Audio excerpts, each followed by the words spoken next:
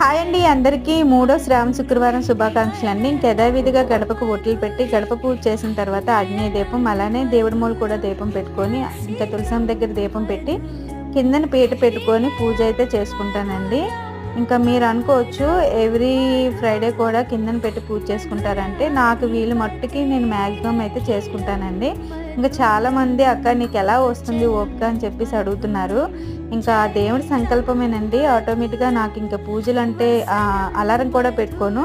So మార్నింగే తెలివి వచ్చేస్తుంది. పూజ కూడా నేను ఎలా చేసుకుంటానండి ఓపికగా. మనకి శక్తి మేరకు అమ్మవారి దయ వల్ల మాత్రం నేను అన్నీ చేసుకుంటాను.